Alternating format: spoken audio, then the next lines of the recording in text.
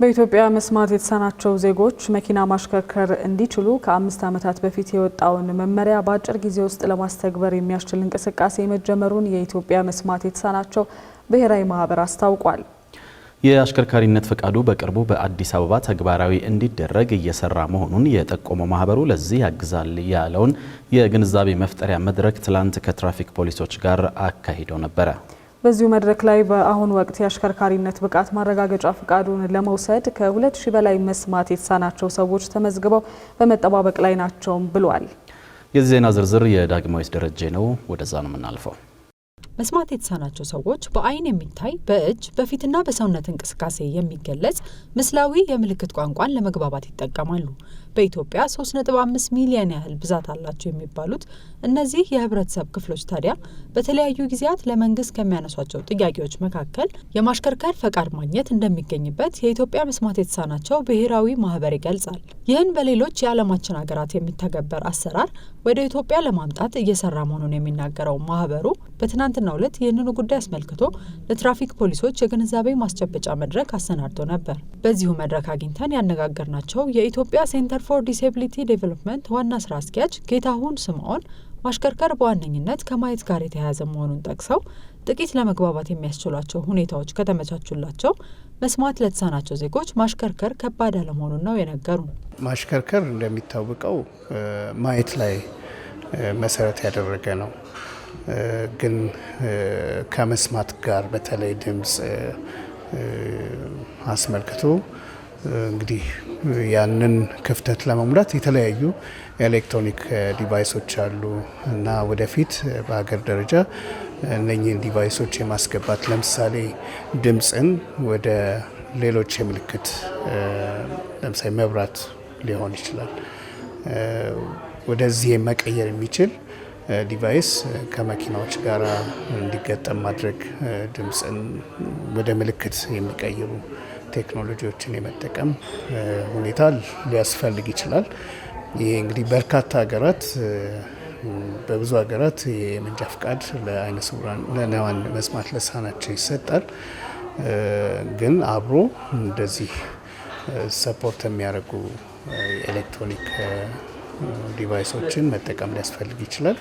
ኢትዮጵያ መስማት የተሳናቸው ዜጎች የአሽከርካሪ ብቃት ማረጋገጫ ስልጠና እንዲያገኙ የሚፈቅድ መመሪያን ያጸደቀችው ከ5 ዓመታት በፊት ማለትም ነሐሴ 2012 ዓ.ም ቢሆንም ይህን ጉዳይ ወደ ተግባር ሳይወርድ ለ5 ዓመታት መቆየቱን በዚሁ መድረክ ላይ ተነግሯል። እኛም መመሪያው ከወጣ ረዥም ጊዜ ማስቆጠሩን ተከትሎ ለምን ወደ ተግባር ለመግባት እንደዘገየ ጥያቄ ያቀረብንለት የአሽከርካሪ ተሽከርካሪ ፈቃድና ቁጥጥር ባለስልጣን በስልክ ምላሽ ሰጥቶናል። ያው ዝግጅት ከሚደረግ ድረስ አሁን እኛ 139 ማሰልጠኛ ተቋማት አሉ።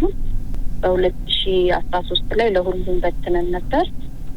ይሄንን ፈቃደኛ ሆኖ ሊያሰለጥን ፍላጎት ያሳየ ስቲቫይኪ የሚባል ማሰልጠኛ ተቋም ነው። ስለዚህ እሱን እየተከታተልን ነበር።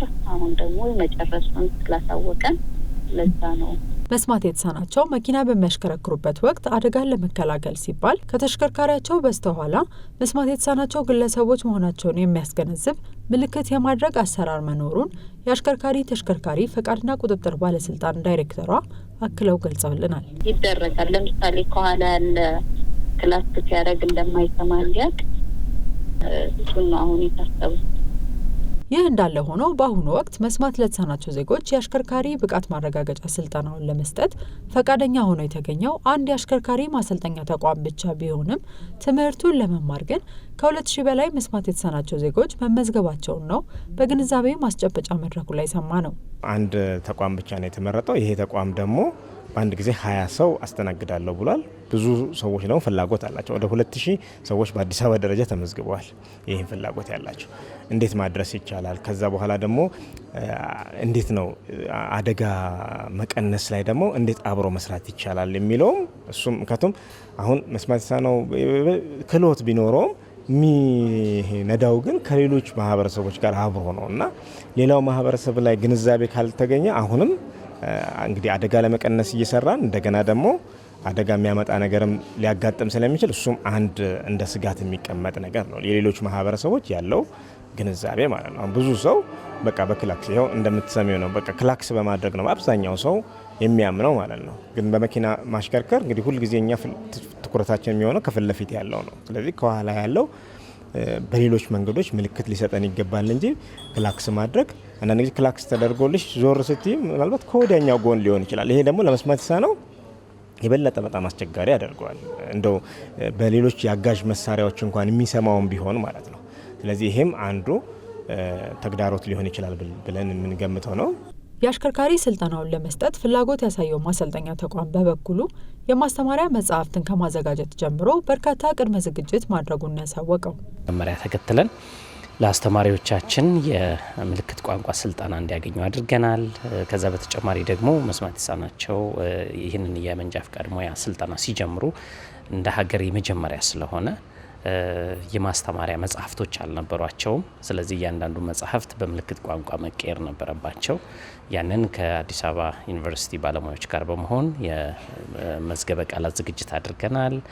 ከዛ በተጨማሪ ደግሞ የማስተማሪያ ቪዲዮዎችን በምልክት ቋንቋ አዘጋጅተናል። ትምህርታቸውን ተከታትለው ካጠናቀቁ በኋላ ደግሞ ፈተና ይፈተናሉ። ስለዚህ ፈተናቸውንም በምልክት ቋንቋ መቀየር ነበረበት። እሱንም የመቀየር ስራ አከናውነናል። ከዛ በተጨማሪ እንግዲህ ለስልጠና የሚያስፈልገውን የተሽከርካሪና የስራ ቦታ ምቹ ማድረግ ነው። ያንንም ሲሙሌሽን፣ ኢንቴግሬትድ ተች ስክሪን ቦርዶችን እንዲሁም ተሽከርካሪዎችን ለስልጠና ብቁ በሚሆን ደረጃ አዘጋጅተናል።